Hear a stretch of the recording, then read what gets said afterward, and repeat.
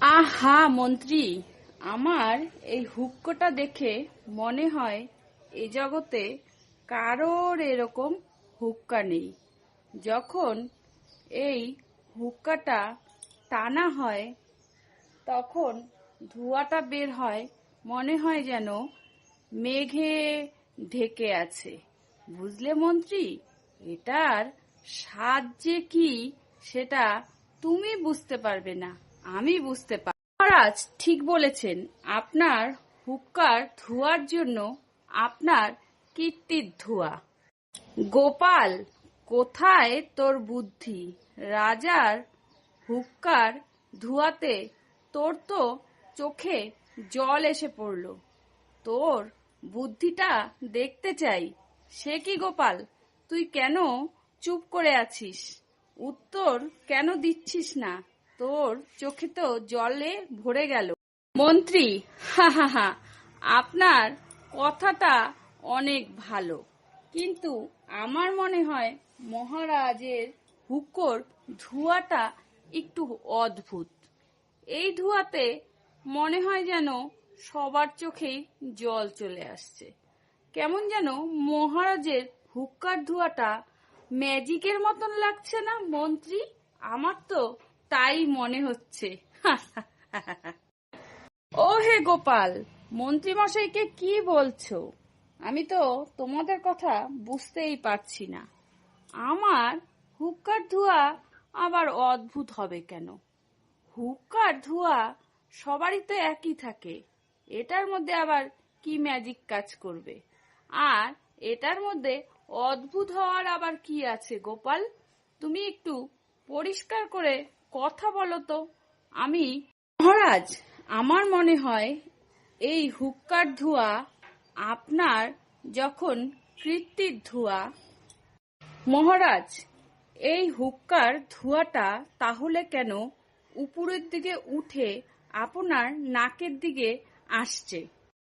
কীর্তি তো সর্ব জায়গায় ছড়িয়ে পড়ার দরকার। আপনার নাকের দিকেই কেন ফিরে আসছে এই হুক্কার ধোঁয়াটা? আমি তো বুঝতে পারছি না। গোপাল, তুই যে কি বলিস, আমি তো মাঝে মাঝে তোর কথা কিছু বুঝতেই পারি না। সত্যি, তোর কথা আমার মাথার উপর দিয়ে চলে যায়। আসলেও তুই একজন অদ্ভুত লোক, বুঝলি? তুই যে কখন কি বলিস, কখন কাকে কি বলতে চাস, সেটাও আমি এখনো বুঝে উঠতে পারছি না। তোর বুদ্ধিটা কোন সময় কিভাবে লাগাস সেটাও আমি বুঝতে পারছি না। মহারাজ, আপনি সব সময় গোপালকে ভালোবাসেন। আমারও তো একটা প্রাপ্য আছে ভালোবাসার। আমাকে একটু ভালো তো বাসতে পারেন? আপনি সব সময় গোপালের সুনাম করেন, গোপালের বুদ্ধির প্রশংসা করেন। কোথায় আমাকে তো আপনি কোনো সময় একটু ভালোবেসে বলেন না যে তোরও তো এটা প্রাপ্য, তুইও তো ভালোবাসার একজন মানে মানুষ, তোকেও ভালোবাসা দেওয়া দরকার। এসব তো আপনার মুখে কোনো সময় শুনি না। আপনি সব সময় গোপালেরই প্রশংসা করতে থাকেন, গোপালেরই সুনাম করতে থাকেন। ওহে মন্ত্রী, তুমি এত হিংসা করছো কেন? গোপালের বুদ্ধি সবার উপরে। জানো না গোপাল কত বুদ্ধি খাটায়? আর ও তো ভালোবাসারই পাত্র। ও তো সবার কাছে সব সময় ভালোবাসাই পায়। আর তুমি তো জানোই মন্ত্রী, ও কত বুদ্ধিমানের কাজ করে। তুমিও সেরকম বুদ্ধিমানের কাজ করে দেখাও। তুমি সব সময় ওর সাথে হিংসা করো কেন আমি বুঝি না। ও তো বুদ্ধির মাস্টার, ও তো বুদ্ধির হাঁড়ি। এই জন্যই তো ওকে সবাই এত ভালোবাসে। বুঝলে তো মন্ত্রী, তুমিও সেরকম কিছু কাজ করো, তোমাকেও ভালোবাসবে। মহারাজ, কাল সকালে গোপাল যখন রাজসভায় আসবে তখন আপনি আপনার হাতের একটি সোনার আংটি ফেলে দিবেন। তখন যদি গোপাল আংটিটা তুলে নেয় তাহলে সবাই গোপালকে গাধা বলে ডাকবেন। কেমন মহারাজ? তাহলেই বোঝা যাবে গোপালের কত বুদ্ধি আর কত ভালো। কারণ নিচে পড়ে থাকা জিনিস যদি ও নিয়ে নেয় তাহলেই বোঝা যাবে গোপাল কতটা লোভী আর ওর কতটা বুদ্ধি আছে, তাই না মহারাজ? তাহলেই সবাই প্রমাণ করা যাবে যে গোপাল গাধা। ঠিক আছে মন্ত্রী, তুমি যখন বলছো তোমাকে ভালোবাসি না, গোপালকেই শুধু ভালোবাসি, আর গোপালের বুদ্ধি এত, গোপাল এত ভালো, দেখা যাবে তাহলে কাল সকালেই প্রমাণ করা যাবে গোপাল কি গাধা নাকি গোপাল বুদ্ধিমান। গোপালের বুদ্ধির আবার কালকে পরীক্ষা নেওয়া হবে। যদি তোমার কথা মতন গোপাল আংটিটা তুলে নেয় তাহলে গোপালকে কালকের থেকে রাজসভায় সবাই গাধা বলে ডাকা হবে, ওর নাম গাধা প্রমাণিত হবে। বুঝলে তো মন্ত্রী? তাহলে তুমি খুশি তো?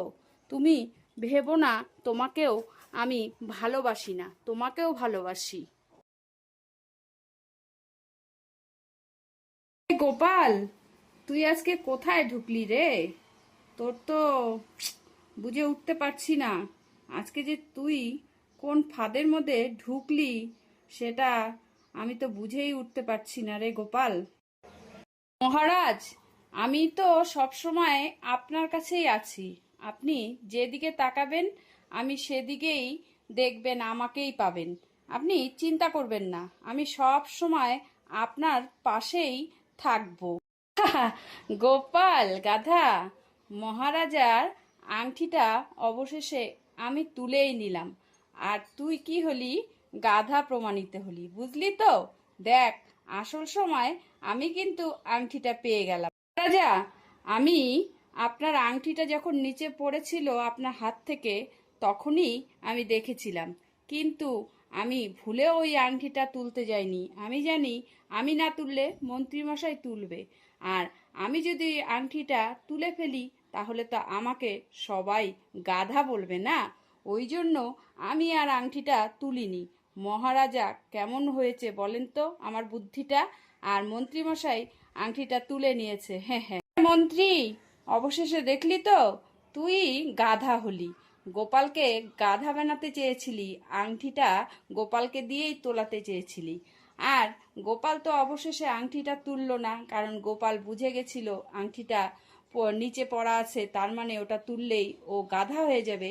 আর তুই মন্ত্রী তোর লোভটা সামলাতে পারলি না, তুই নিজেই আংটিটা তুলে নিয়ে কেমন গাধা হয়ে গেলি দেখ তো মন্ত্রী। হা হা হা হা। গোপাল, তুই তোর বুদ্ধির পরিচয় আবার দিয়ে দিলি, আর মন্ত্রী তো সারা জীবন গাধাই রয়ে গেল। এখন মন্ত্রীর নামই আজকের থেকে গাধাই ডাকা হবে রাজসভায়, আর বুদ্ধিমান গোপালই রয়ে গেল।